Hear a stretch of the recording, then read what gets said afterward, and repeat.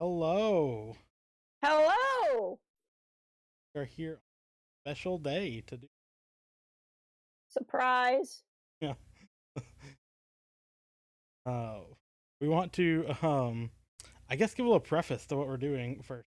Yeah. First, one of these things. We'll also say that we're going to do this as a regular thing, but it may not be the same format every week. Yep. Um, Hey, so Ed. what we want to Yeah, do is there are 11 weeks between now and Rise of Skywalker. I believe so. I believe counting this past week. So next week is like starting Sunday, Monday, depending on when you consider the week changing, is week 10. But as it happens, we had 11 weeks and our 11 Star Wars movies mixed up right now. Counting counting Rise. Right. And so, like, this is going to be a thing we do that we are calling our Journey to the Rise of Skywalker, Yep. where we're going to watch and talk in some form or fashion about every week. I just can't say it, to Rise of Skywalker. To trust, as I like to say it. Well, and it's funny too, because I think it was Andy from Star Wars Ramblings called it T-Ross, and it just made me think of T-Rex. But I As like like, that so much better. I'm like, no, I'd rather just say Tross. I just think that's a funny thing. Takes me Uh, back to when there was some discussion about whether Rogue rated R1 or RO. or Row. Yeah, but yeah, like we don't necessarily, like Django said, have a super for sure thing.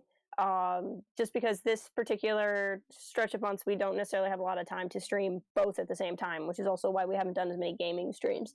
But we had time today, so we're gonna do something today, and then maybe next week it'll be a video or something. We'll figure it out. But we're gonna talk about the Phantom Menace because we both watched it over the last couple of days and get ready for the big event. If you're not in the know, the reason why we're calling it Journey to the Rise of Skywalker, that logo is not something we came up with. Journey 2s have been the Lucas Books publishing event. Journey to Force Awakens, Journey to the Last Jedi, Journey to the Rise of Skywalker. So right now the books that are out for that are Force Choose Your Destiny, Finn and Poe, and Spark of Resistance by Justina Ireland. Um, so like it's a series of things that get published to build up to the movie, but we're building up to the movie by watching the other movies. Yep. We started at the beginning, so we're going through this chronologically. So Yep. so spare us your comments about About viewing order. the viewing. I mean, I have my own thoughts about viewing order, but we're going through chronologically because that's what we're doing. So Yep. like, no need to try to convince us to do something other. Um, but so one of the things I was trying to think about as a way of talking about the Phantom Menace is, it's been out 20 years now. I wanted to try to think about some of the things that I still really like, and I was thinking about some of the things that I think about differently or that I've never noticed before. Right. Think that one of the things I really like, I still really like Qui-Gon. I feel like Qui-Gon resonates with a lot of people, a lot of different. As Freddie Prinze Jr. made clear this week, Qui-Gon is not a gray Jedi, because that's not a thing. But I love that Qui-Gon has a perspective on the Force that's so different than all the other perspectives that. But he still misses so much about what is right in front of him. Yes, And completely agree. It's so ironic that Obi-Wan says at the beginning of the film, Master Yoda says I should be mindful of the future, and Qui-Gon says, well, not at the expense of the present.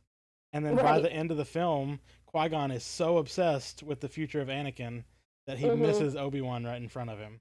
Yes. And like that's I don't know if that's irony that George intended or if it's there. But Qui-Gon is just a compelling character to me, and he always has been. And especially with Master and Apprentice now, I feel like I appreciate Qui-Gon even more than I used to. Another thing I really like about this film is the music.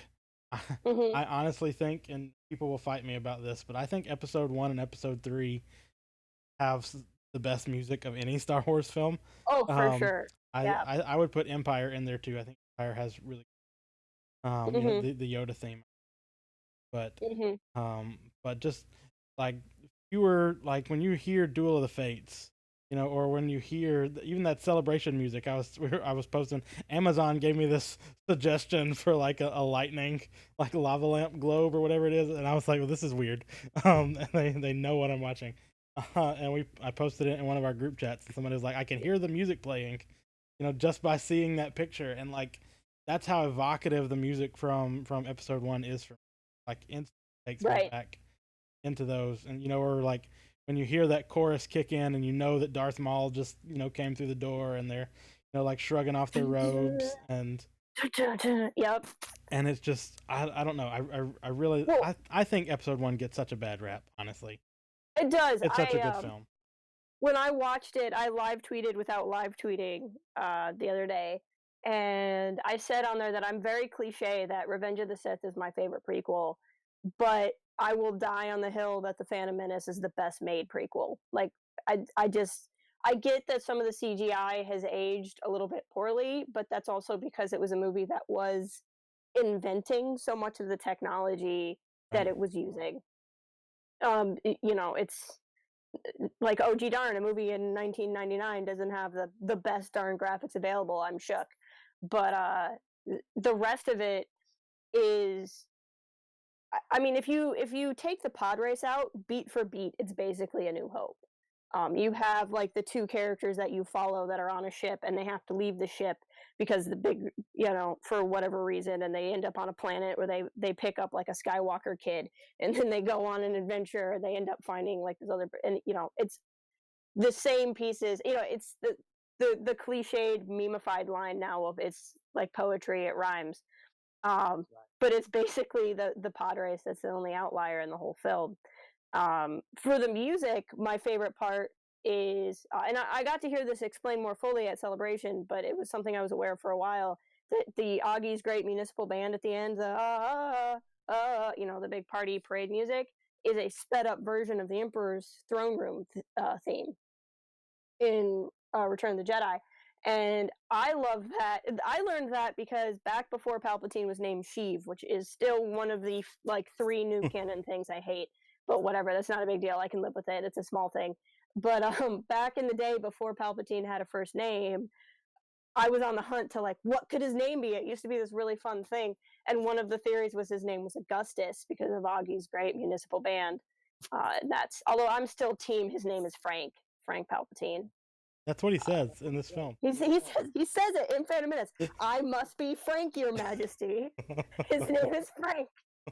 I will forever consider him Frank Palpatine. Sheev is just a nickname. That's his like 4chan username. Huh. Is Sheev. He would definitely be unfortunate. It definitely is. QAnon. And now we've said that word on our stream. Yes. So. I don't know why I'm suddenly trying to decide what platform everyone in Star Wars would be on, because I was tweeting earlier that Mace Windu is the guy that's so over people, but he's a huge dog person, and he would have that Instagram account full of doggos because he doesn't like people anymore, and I fully believe that 100%.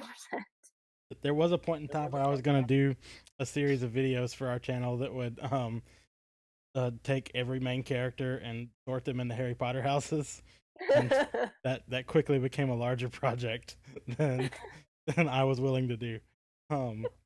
But I was listening to the music as the credits played yesterday when I finished it, and you can really hear the strains of the Imperial March in the credits music. I don't know if it's made into a major key instead of a minor key, but you can hear like those things and I don't know that I ever would have noticed that if I hadn't been told it was there.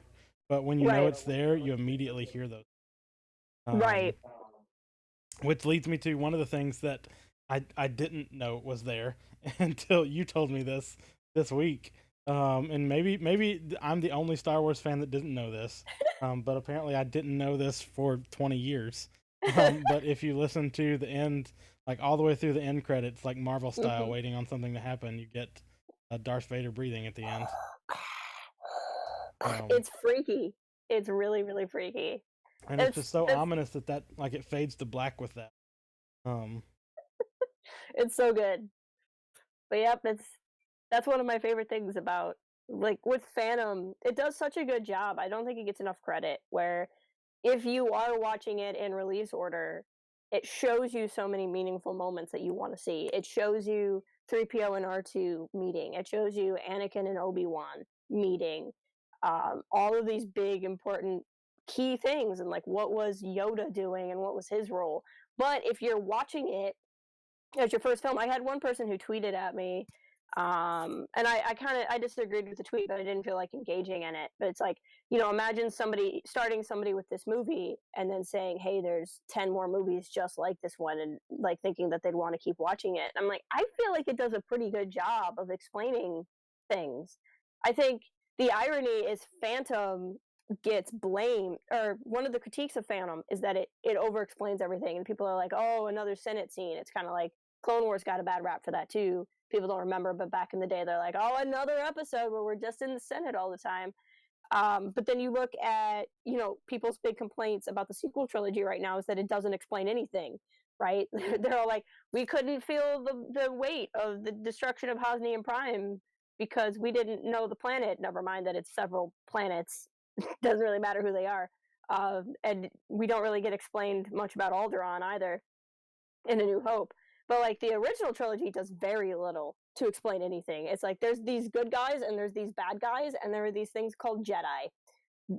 Let's go. And like that's all you get. And then Phantom is like, nope, here is the Republic, and we're going to show you exactly how the Republic works. We're going to show you how votes work in the Senate.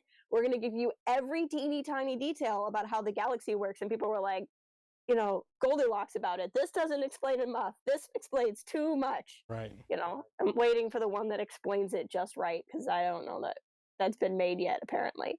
But I liked that stuff. I remember before Revenge of the Sith came out, I was a budding Star Wars fan in the lead up to Revenge. And like I knew the Star Wars forums existed, but I wasn't really in a Star Wars community. I just like theorized with my cousins and stuff. And I remember watching episode 1 and 2 over and over and over again, trying to get any kind of clue. Like I'd watch 1, 2, and 4, trying to get any kind of clues I could about 3 that were probably really uninspired and boring observations because I didn't have the internet to help me. But there's so much in there that I just don't think the movie gets credit for. I've not thought about this in years, but you just said Mm-hmm. something that evoked a memory of me going to see this in theaters, and I went with Mm-hmm. one of my friends and his mom. Mm-hmm. I don't even know. I guess I was like 12. I'd have been 11 when the. All right. But anyway, Yep. um, like we walked out, and me and my friend were talking about it as we are coming out, and his mom was like, "You know what I think?" Like, because we're like talking about our theories, and she's like, "I think that little Mm-hmm. boy grows up to be Luke," and we're like, "No, that little boy grows up to be Darth Vader." Like, no, I think it's probably Luke. Like, I guess they just changed his name at some point, and we're like, "No, Obi-Wan explicitly says his name was Anakin." Like I don't know what you want. Like, I guess it rhymed too much for her. Yeah. It was like the same stanza over again. The number of like super casual fans, and by super casual fans, I mean like they'll see the movies in theaters and maybe watch them on TNT later. So, The number of people who think Anakin and Luke is actually are the same characters pretty high, which is pretty surprising. But I mean that's that's being a casual fan, I guess. Like it's not that big of a deal, but it's just always amusing to me right. to go from that to like the other communities I'm in that have like like dates memorized and like the exact dimensions of a spaceship to people who don't know the difference between Luke and Anakin. It's a pretty wide-ranging fan base out there. Arguments about the relative size of the canon New Republic versus Right. the Legends New Republic. Um, Right.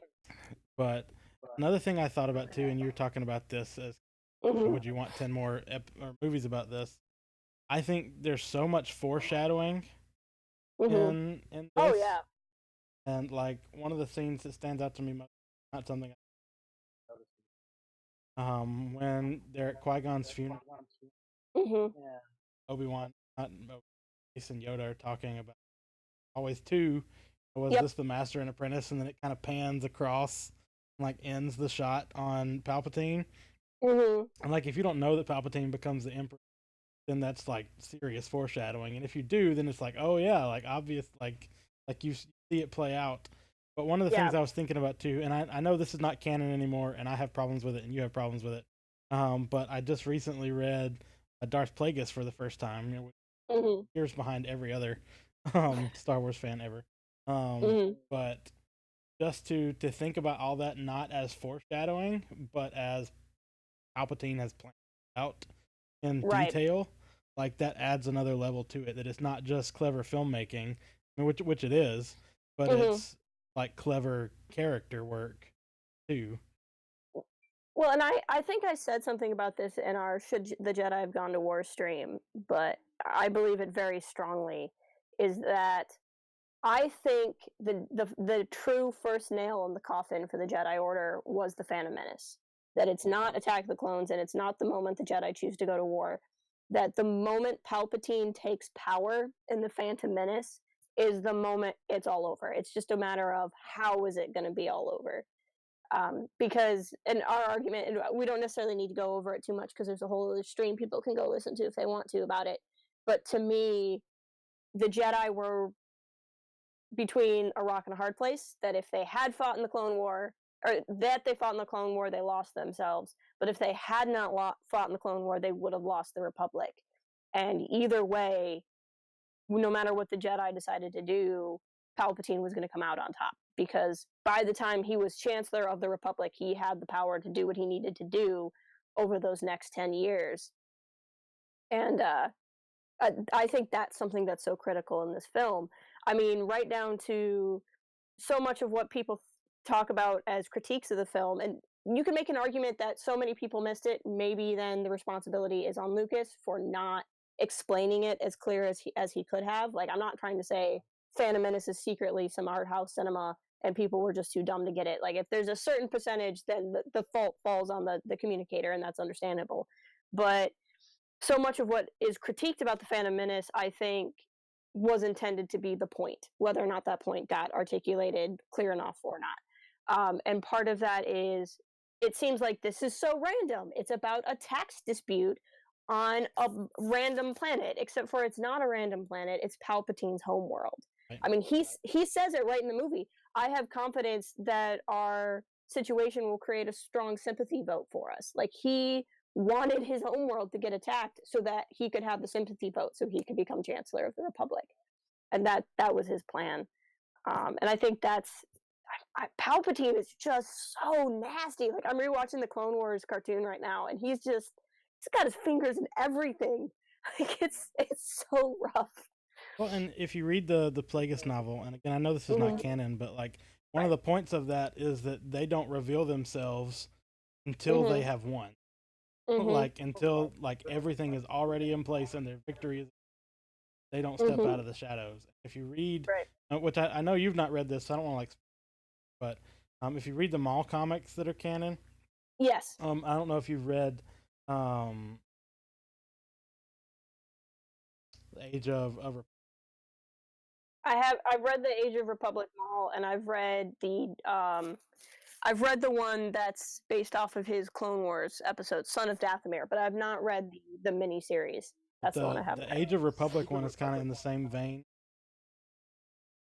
And it's basically Maul saying, "Now," almost like a kid riding in the backseat of the car on vacation. Are we there yet? Are we there yet? And Palpatine's like, "No, it's not yet. Like, I will tell you when it's."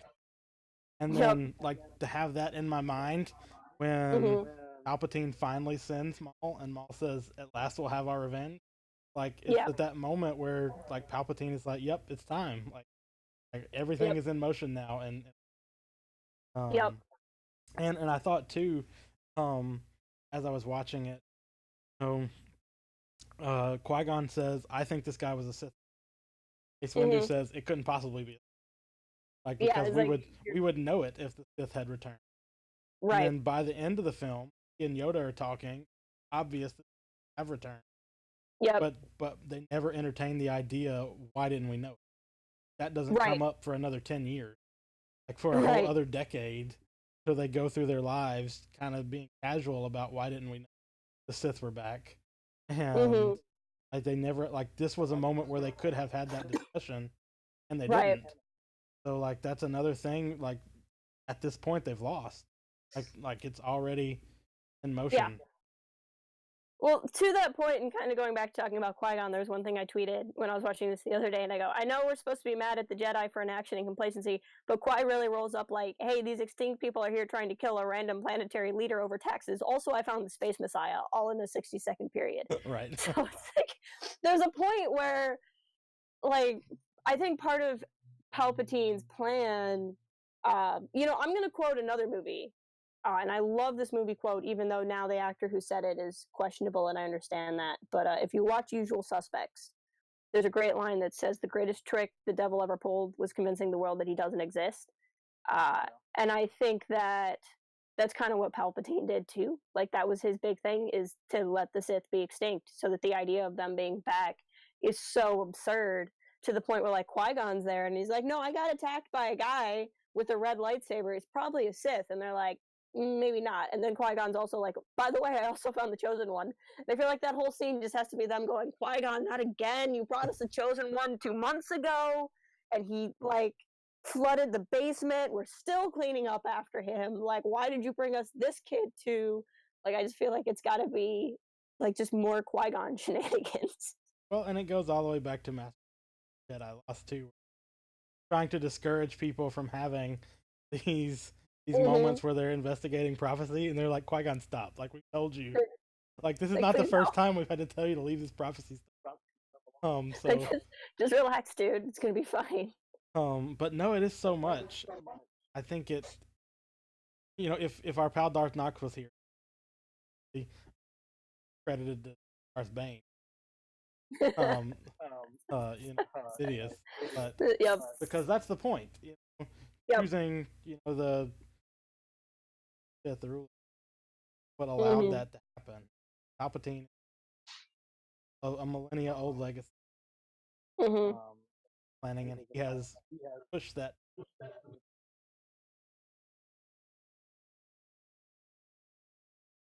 Whatever you think about the role that he played or did. Yep. Which I don't want to just talk about the Freddie Prinze. Palpatine seduces Anakin, so that. Oh, that blew my mind. I never thought of it that way, but that was such a great point. If you haven't seen it, the point is into the dark side, because balance is so required by the Force that if you killed the Chosen One, the Force created a Chosen One, because balance was. And I don't know. I really love that so much, and I love that, like, Palpatine. Yeah. That read, because again, it speaks to how strong of a character Palpatine is. Right. I think that's as much as the prequel trilogy is Anakin's story. I think. Oh, for sure. Get to see how all that plays. But and another thing too that really got impressed on me this time, and I think it's because of how much you and I have talked about this, is I think we underestimate, as Star Wars fans, the trajectory of Anakin's life that began by him. Right. Like, thinking about that moment in Watto's shop where it says you're like, no, I'm a person. My name is Anakin. And like that is something that, because once this is over, it's so easy to forget that. Yep. Once we're 10 years down the road in Attack of the Clones, so easy, even as he goes back to Tatooine, to say, oh, well, he's not that anymore. You don't realize the impact that everything he and how much of him becoming Vader is influenced by him having been. I don't know. That was something again. Well, I mean, that's my soapbox all day long about people misunderstanding Anakin as a character, is forgetting that he used to be a slave. And I think part of that was the nature of Lucas, at his core, believing Star Wars should be family films, but also trying to show slavery. So as such, Anakin's life under slavery, I mean, it sounds trite, but it doesn't look that bad in the Phantom Menace. But it's bad because, I mean, a person being owned by another person is bad. It doesn't necessarily matter, the treatment within. And I think because Lucas had to portray that softer I think that's part of why it gets forgotten so easily. But I also think in universe that's a big deal because that I don't think it's that because Anakin was a slave he fell to the dark side. I think that there's all kinds of roads where that could have led him to be a more empathetic and compassionate character. And he certainly had compassion in different places within the story. But the fact that the Jedi never helped him deal with the fact that he was a slave. Like the biggest problem is that the Jedi literally never knew what to do with him. They had no idea what to do with him because he was so far outside their system. And we look at characters like again from Master and Apprentice with the character of Rael.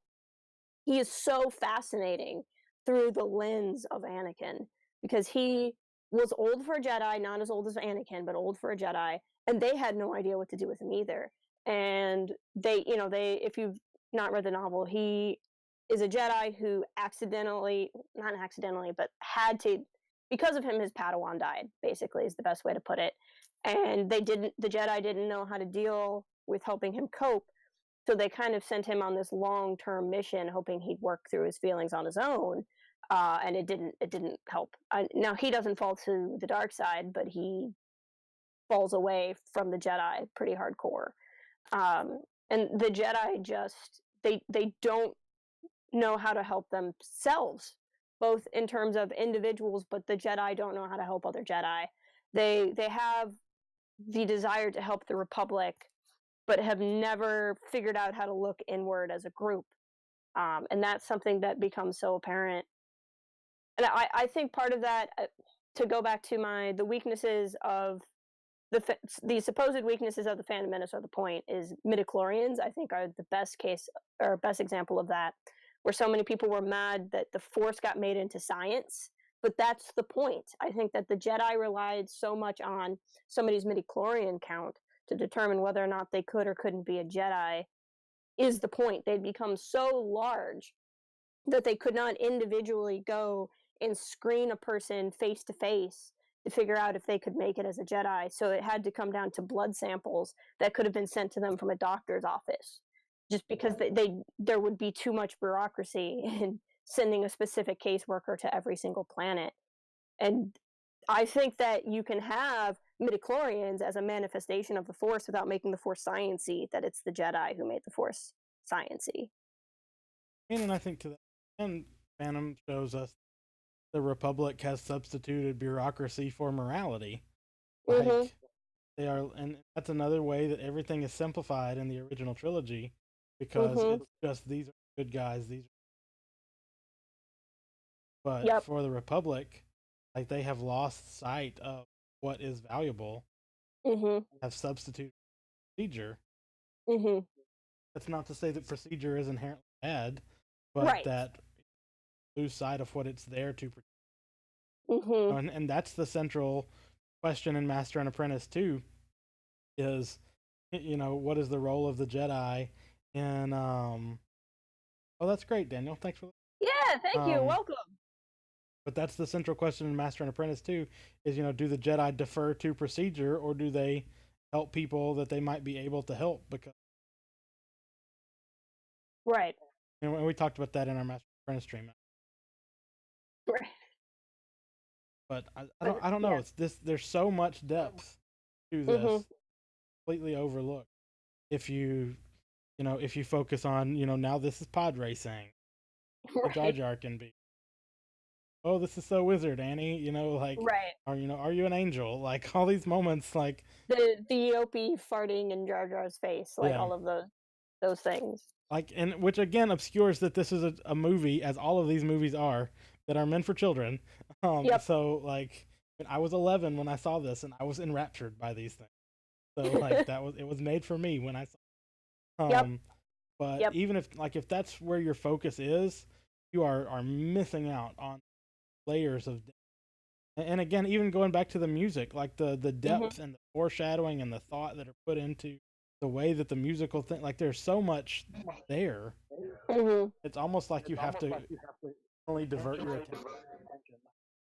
Right. No, I completely agree. I mean, it goes to your favorite Qui-Gon quote that you were telling me about. Is the your focus determines your reality, and I think that's very true.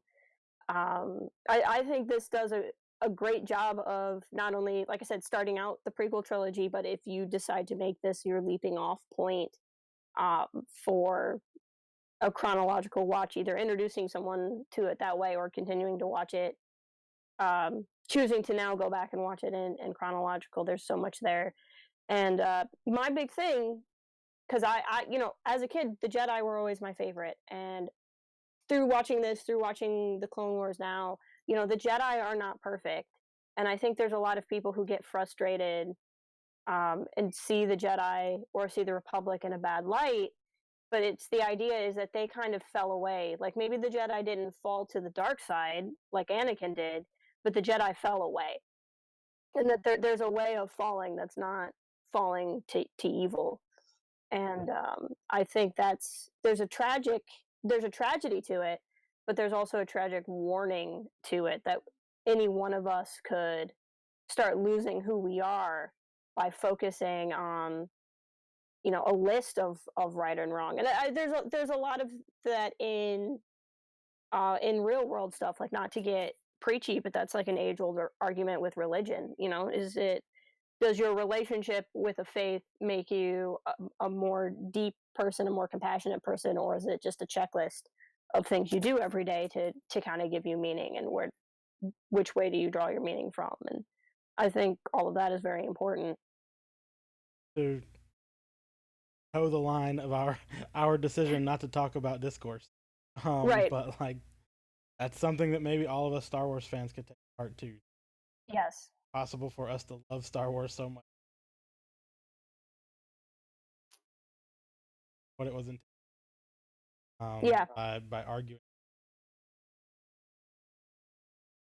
Mhm. Absolutely. But with Phantom as well. Let's see. I had a couple of thoughts from stuff that I had tweeted out. I was going to ask you about. One of them was the Qui-Gon one. What was earlier in the movie? Oh, I like this part with Anakin, as I realized I don't know that Anakin knew that they had a queen with them, but when Anakin's racing in the pod race, he doesn't know that he's gonna get freed, right? He doesn't find that out from Qui-Gon until later.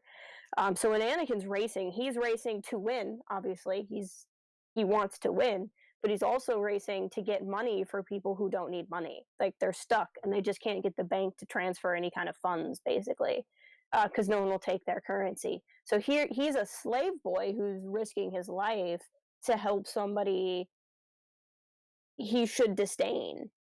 And I think that says a lot to the depth of Anakin's character.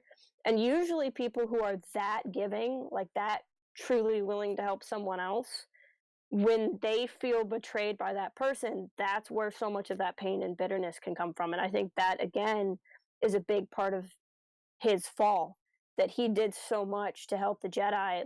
He looked up to the Jedi. He wanted to be the pilot that goes out and sees the whole galaxy, and the Jedi were this thing he could do to go do that. And he helped this Jedi, and he helped save this planet. And then to feel the Jedi come back and come down on him uh, can't be overlooked on part of why he would have so much pain and so much hurt to be able to turn on them the way that he did. Well, and that makes me think too, something that I tweeted. Mm-hmm. But one of the things that Shmi says talks about how Anakin such length that he. Mm-hmm. I think that again, that's something, because the next time we see Anakin, it's teenage love struck Anakin. Get Right. those weird teenage romance scenes back of the class. Like, so Mm-hmm. we don't necessarily see the progression from A to B. I think a lot of Anakin is essentially, when he is a child, is so important, and I think it's something that's so easy. Mm-hmm. I think it is so easy to overlook, because the moment comes and then it's gone. Like, we see Anakin run back to Shmi and have this moment, Mm-hmm. but Right. the movie doesn't ask us to think about the mother who willingly lets her, Yep. like, and I was so heartbroken for her watching this, because she never questions it at all. She never once says, I'm gonna feel this loss. Like she is Mhm. so happy that her son is free and happy that he gets this opportunity. But when he leaves, she has no one else. Like, cause she's like she doesn't have any other family that we know. Like, she just has her own slavery, and Right. Anakin says he'll come back for her, and we know that eventually he does. But that is such a bold kind of thing, to say, here's this mother, and this is the only thing she has in this world is this child that she had miraculously, Mhm. and now she's just going to let go. Like, that is maybe one of the most selfless things in the whole saga, Right. honestly. And without that, we don't get the chosen one bringing balance. Without Right. this ultimate like self-sacrifice on her, don't get the self-sacrifice on. Right. I think I wrote yesterday that Shmi is the real hero. She Um, really is. Um, and first of all, welcome, Ava. Thank you for joining us. Glad you could be here. But yeah, that was. I'm still floored that we have not gotten more Shmi content. She's she's. I mean, she's the Skywalker, right? Like, if Anakin's other relative is the Force, his other parent is the Force. Like, she's the incarnate person that starts it all. And to have that faith and that conviction that she has, and to live in slavery, and the things she's probably been through are pretty intense, I'm sure, especially even before Watto. And then to have her be as compassionate and open as she is, to just take in these strangers. Again, I feel like with Anakin, like, how often did he bring in randoms off the street and be like, "Hey, mom, I brought somebody over for dinner again. Welcome, Skynobi." And like, I feel like she's a character that she needs a novel, she needs a comic, she needs something. Like, where is my just so much from her as a character. Um, but what Eva was saying is, pod race and final are the best parts of the movie, and those, I mean, those are some really intense parts for sure. The ending of Phantom is one of the best endings of a Star Wars movie, I think. and I think in talking about all this kind of deep philosophical stuff, I think it's also easy how fun the pod racing, and I feel like that's one of the grid, but like get for is how, Mhm. but it's Mhm. fun to watch. I don't know A what to good say. scene. Like, it's Mhm. fun, and like I like Jabba there falls asleep, Yep. and like I don't know. I have a very strange relationship with the pod race scene because when I was 8, I still get motion sick, but I really had bad motion sickness as a child. And I remember we were watching it and we had like the prime seats, right? Like center, and little 8-year-old me got motion sick from the pod race scene. And my mom had to drag me to the bathroom, and I was relieving myself of my popcorn in the bathroom. And so whenever I hear people like complaining about the movie, I'm like, well, Phantom Menace literally made me puke, but it wasn't because it was a bad movie. It's one of my favorite lines. But yeah, the pod race scene, I still have, like, it's so good, but at the same time, every time I watch it, I'm like, I remember when I got sick watching this part of the movie. So now you prefer to see everything in IMAX, most Right. immersive and in The your most amazing face. thing. And I watch it in 3D, and it doesn't bother me as much anymore because I don't, now I only get car sick in a car. I don't get car sick in the movies anymore, but I used to, and it was not fun. Yeah, I've never been. I don't know if you've gone those D box seats No, I before, haven't. I but haven't. I haven't played with Fate. I have not played with Fate. that would be an intense. Oh, I tried a D box once that was like a seat in the lobby of the movie theater, and it was like synced up to a trailer for like Olympus is Falling or something. And I remember sitting in it, and it was just like moving the chair with the camera, and I'm like, is this all this is? Because I'm not sure I actually would pay more money for this. Yeah, I love that line too. For the character. Hmm. Yeah, and how much things change, and I think part of that is part of his innocence is because he is a kid. Um, and I think when he goes and sees democracy and freedom fail him, that's when he starts kind of taking his turn. But yeah, no, I'll just go on forever about Shmi. Um, I think. Oh, the other thing I was talking about, I tweeted this out yesterday. I remember speaking of being 8. I remember being a little kid. I don't know if I thought this when I was 8, but I remember thinking very early on, like the line from Newt Gunray where he's like, "As you know, our blockade is perfectly legal." And I remember thinking, why is his blockade perfectly legal? Like, this seems really sketchy that there is no, that a blockade is legal. Like, what's the problem here? But again, that's one of those things where, like, that's the point. Like, why has democracy gone to the point where you can just blockade a planet and it's fine? Well, and it's funny to me too. Had my speak like, yeah, I just came from my planet and it's occupied with an army, Yeah, and then they were like, oh, I guess we should send a committee to see whether or not this planet is occupied with an army. And she's like, no, I was just there. there. Like, Like, like, it's my planet. Like, it super is actually. And it's like, like you can't do just they not have send like security cameras? Like, are they they can. There's no feed no one can tap into of like like, our oh, hey, ship look. left and had to run through this blockade? Can is there not images of that? Like, did the ship not have security cameras and sensors? Yep, no, they're definitely on the surface now. Like, there's definitely droids there. I promise. Um, but that's FaceTime Newt Gunray. Like, yeah. I'd be like, hey, show us around. We demand that you turn your camera to the other direction and show us your location. Um, but well, and all of that stuff with Padme is so different now because we've read Queen Shadow by E.K. Johnston, yeah, yeah. and it kind of just helps to fill in the gaps on like the handmaidens and like what's it like to have a 14-year-old as queen and like why would you want a 14-year-old as queen and all of that. So that was, I mean, it was a good year for like prequel fans because we got Queen Shadow, we got Jedi Lost, and we got Master and Apprentice, and those were all so awesome to just fill in. I feel like overall they help fill in more gaps for Attack of the Clones for me than Phantom, so I'll probably talk about those more next week with Attack of the Clones. But yeah, I will say so that's too that with the handmaiden stuff, just them a lot more because of how like mhm, yeah, a lot more. Um, mhm, and I don't know, like really added, and I still get taken in. Like there are still times in this film where I really yeah. have to like, is that Natalie Portman? Is that not Natalie?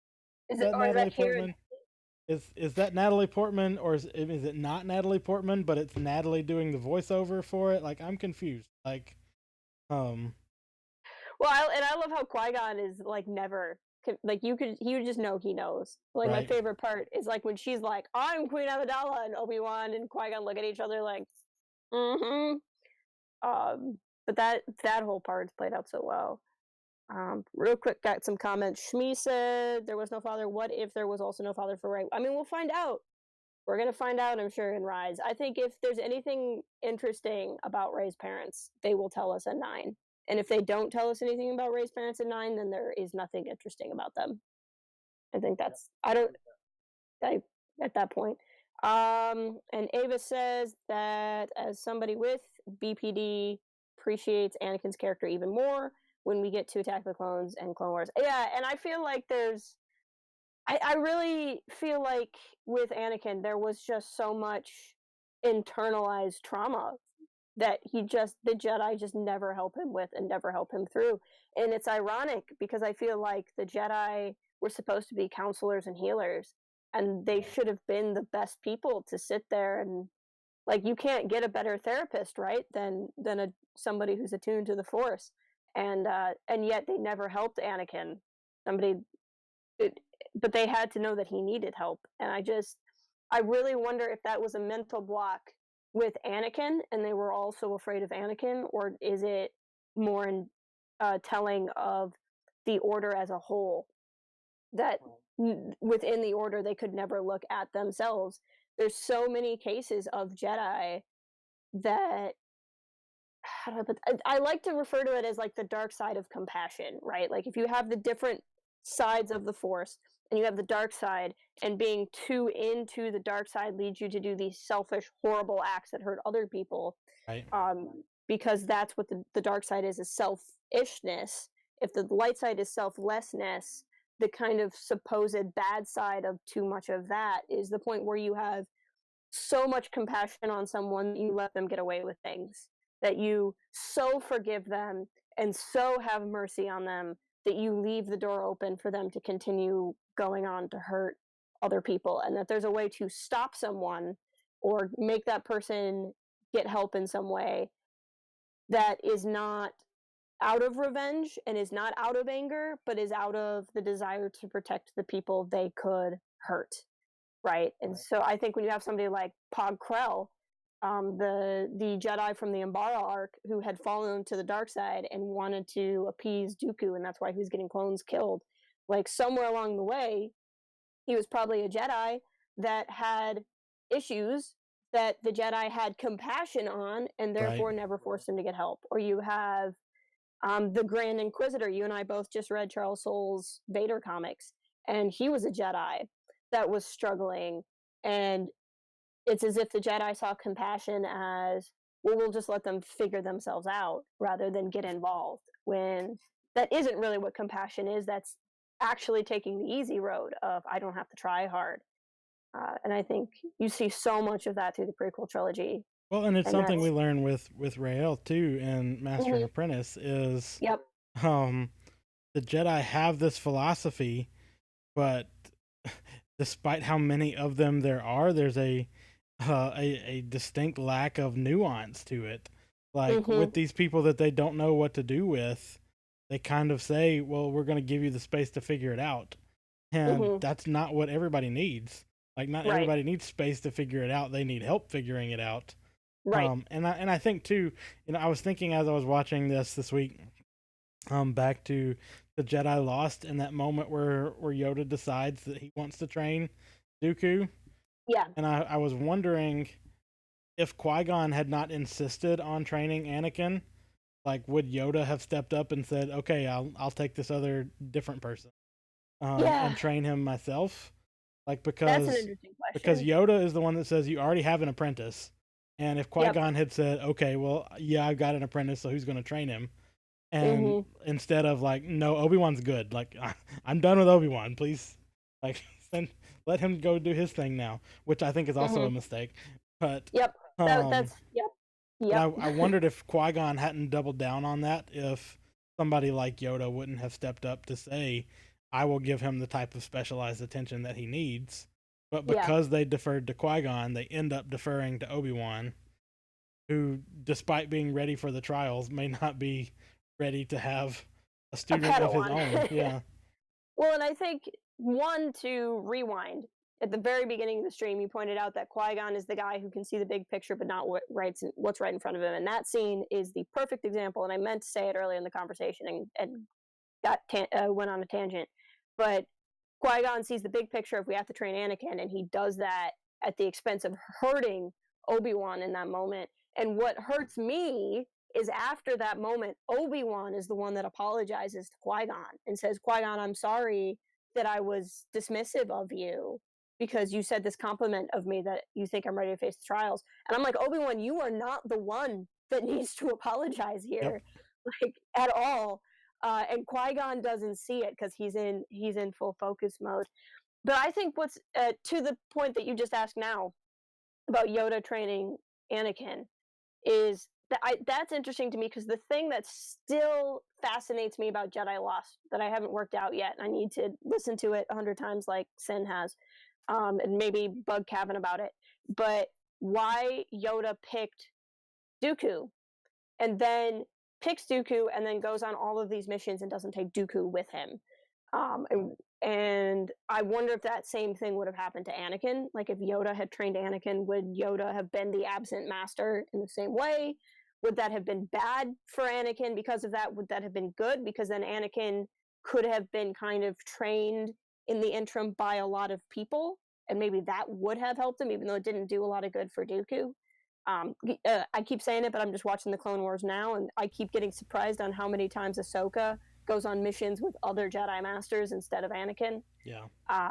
You and I don't know if we've actually posted on stream, but I know you and I have asked this of each other a lot of like, what would it look like if Mace had tried to train Anakin? Right. Would it have been a thing where they were so at odds it would have been worse, or would it have been a thing where they could have found common ground because they were helping train each other? Right. Or not train each other, but I'm recovering from a cold, so my words are not as articulate as I'd like them to be. Well, and I just think too, I always thought that, my answer to Jedi Lost was that Yoda wanted Dooku because he was prepping Dooku to be the next Grand Master of the Order. Mm-hmm. But I just think if there's a chance that this kid is the chosen one, then maybe let's not defer either to the guy that has refused to be on the council or to the teenager, and instead let's maybe let the Grandmaster have a shot at training him. The one that the Force has sent to us. Right. Maybe there's something to that. Well, and I think another point that I find interesting is Obi-Wan started training him right away, and he's trained him right away out of respect to Qui-Gon, possibly as a way of mourning Qui-Gon. Right. And I think that was the first mistake, because Anakin was still just 9 years old.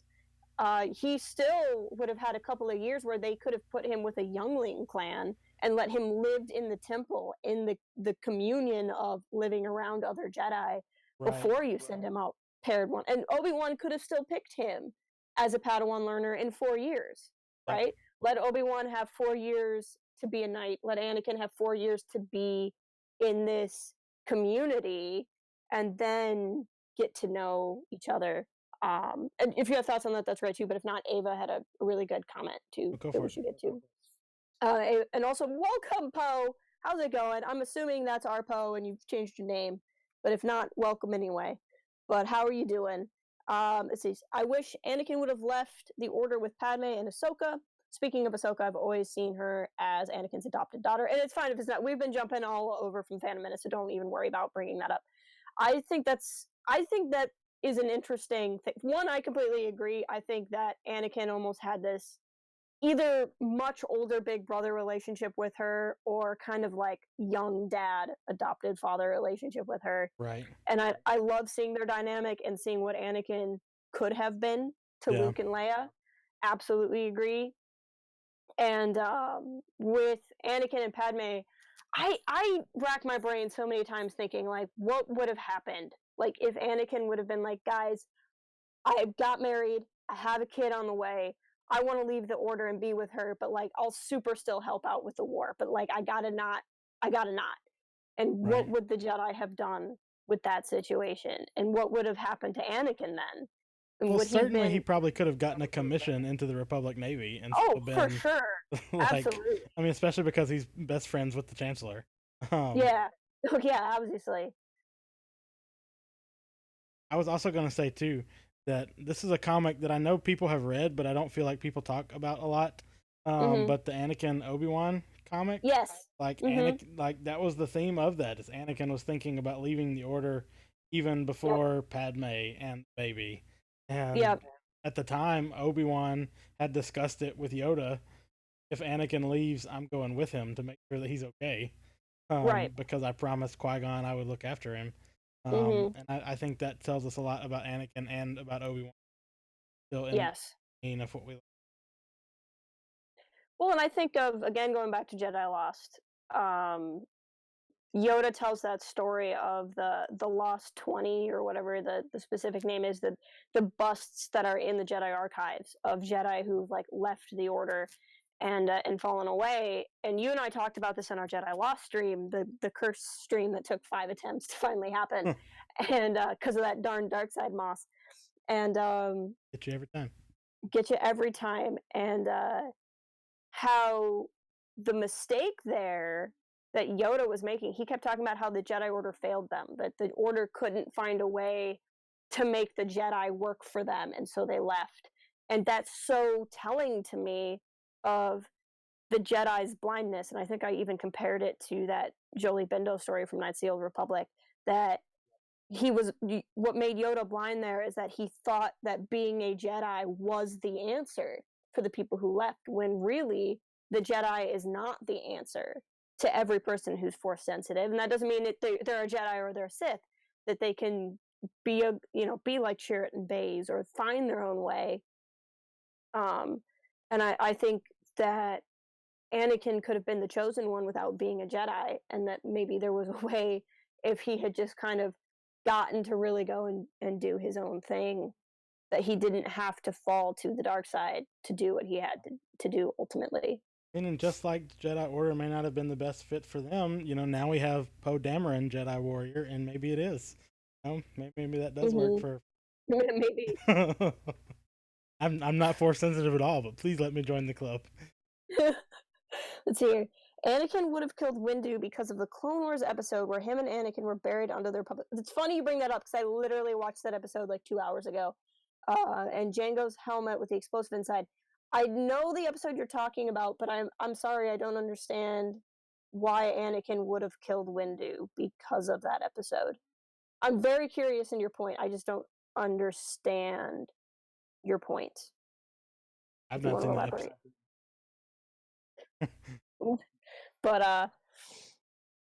But now we're really going all over the place. But that's totally fine. That's the nature of streams. I love that with the nature of streams. But we've already been going like an hour, so I guess, is there anything with Phantom we haven't really gotten to? The one other thing that I wanted to think about was, again, to go back to the Freddie Prinze Jr. video, the idea that, I guess this comes from George, that Maul is Sisyphus.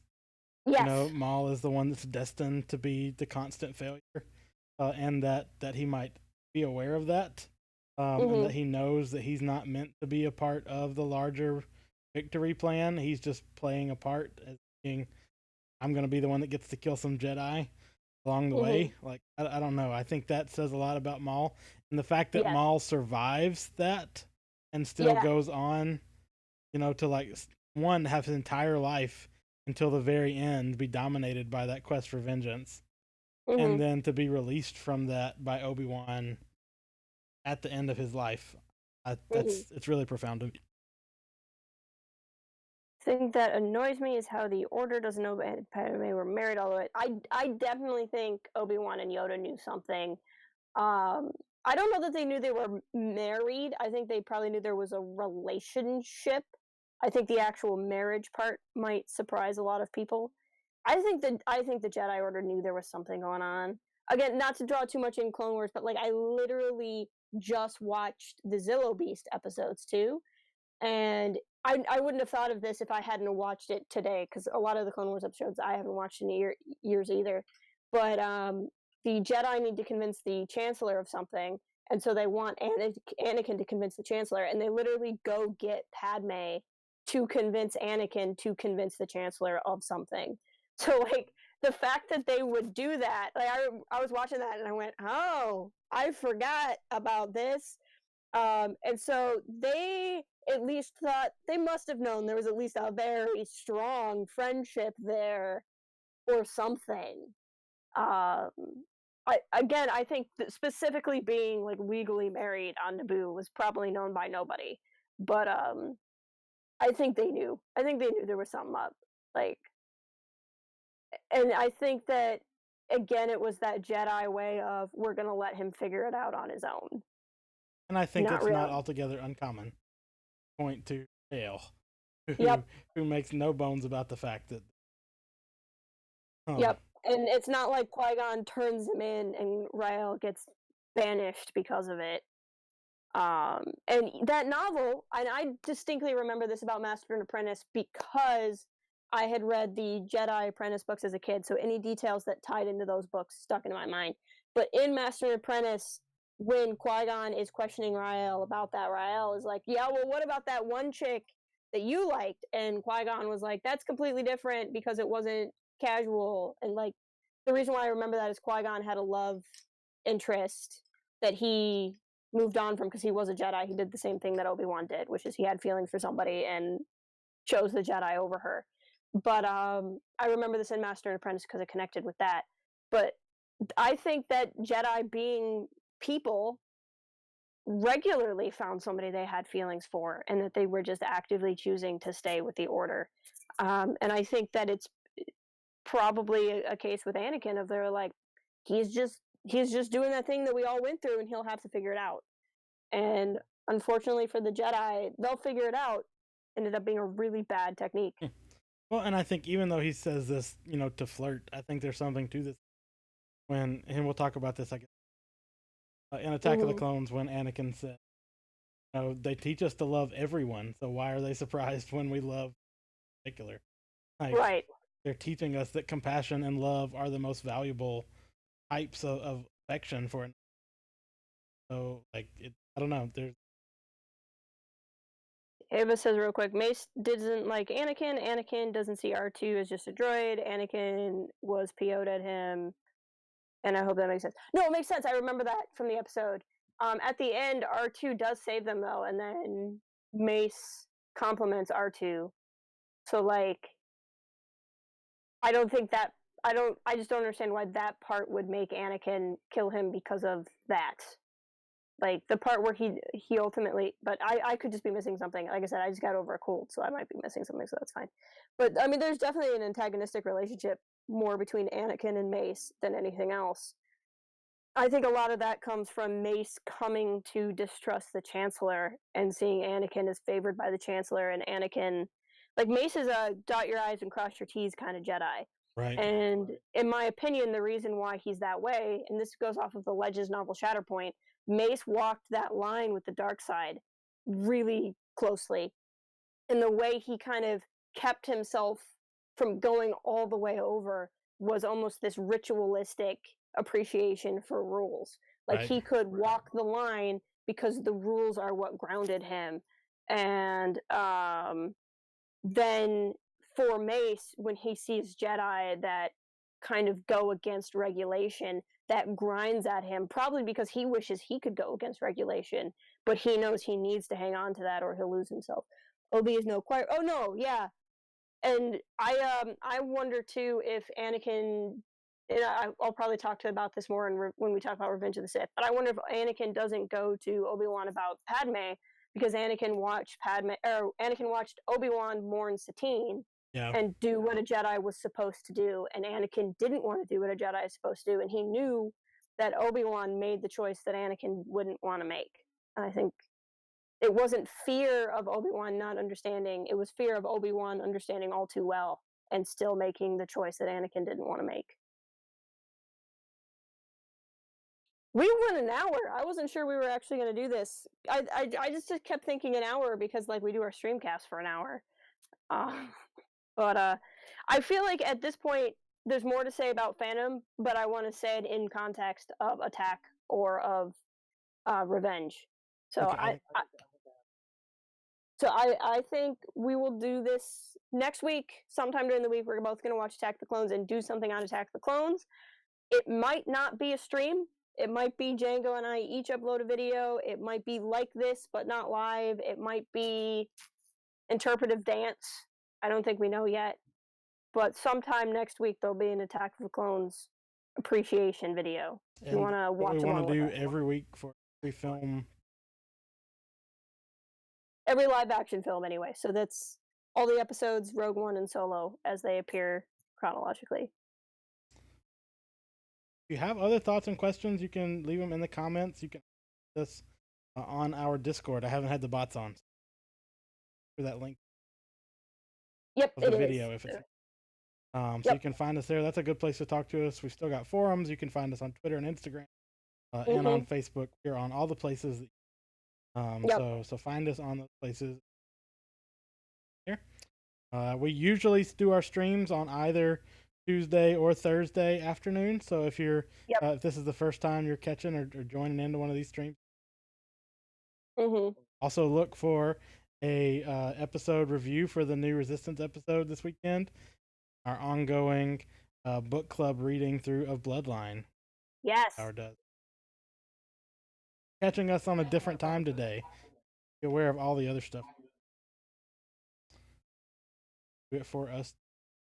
Yes, thank you all for being here. If you haven't already, please like the stream on your way out. It would mean the world to me. Thank you so much, and we'll talk to you all soon. Bye.